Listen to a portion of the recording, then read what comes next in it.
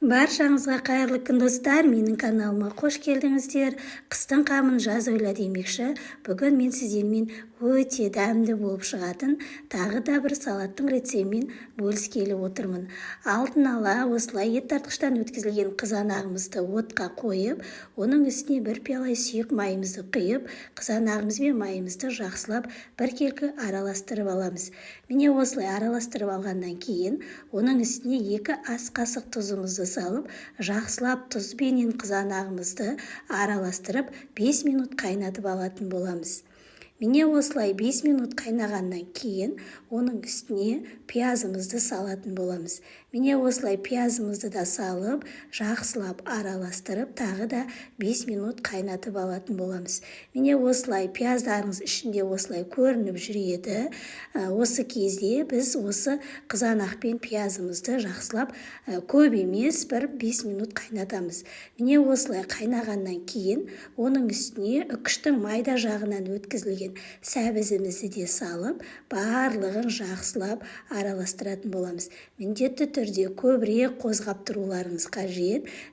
Осылай міне сәбізімізді де салғаннан кейін тағы да бұны 5 минут қайнатып алатын боламыз. 5 минут қайнағаннан кейін алдын ала турап алған қызыл болгар бұрышымызды да дәл осылай үстіне салатын боламыз. Қызыл болгар бұрышы болғаны өте жақсы, себебі біздің салатымыздың реңі де, дәмі де өте әдемі және керемет болып шығады. Енді сіздер дәл осы рецептпен жасап көрсеңіздер, дәмі деген өте керемет болып шығады. Міне осылай барлық тураған қоспаларымызды үстіне салып, 5 минут міне осылай болгар бұрышымызды да салғаннан кейін қайнататын боламыз. Көріп тұрғандарыңыздай міндетті түрде көбірек қозғап араластырып отырамыз. Міне осылай жай отта осылай қайнағаннан кейін 45 минут қайнауына 10 минут уақыт қалған кезде алдын ала ет тартқыштан өткізілген сарымсағымызды, лавр жапырағын және қара бұрыш салсаңыздар да болады. Мен енді ол лавр жапырағын, қара бұрыш салған жоқпын.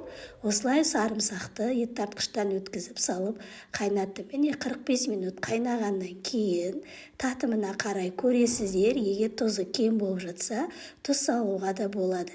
Міне осылай алдын ала стерилденген банкаларымызға құйып, жауып алатын боламыз. Сіздер де дәл осы рецепт бойынша жасап көріңіздер. Міне біздің салатымыз дайын болды. Көріп тұрғандарыңыздай түсі өте керемет, дәмі де өте керемет болып шығады. Қазір сіздермен бірге дәмін көретін боламыз. Дәмі өте керемет. Мен осы салатты ылғи жасаймын. Біздің отбасымызға өте қатты ұнайды. Сіздер де дәл осы рецепт бойынша жасап көріңіздер. Жасалуы өте оңай. Егер жасап жатсаңыздар, комментарий бөліміне өз пікірлеріңізді жазып қалдырып кетіңіздер. Және достарыңызбен бөлісуді ұмытпаңыздар. Сіздермен бірге болған Алтынай. Астарыңыз дәмді болсын.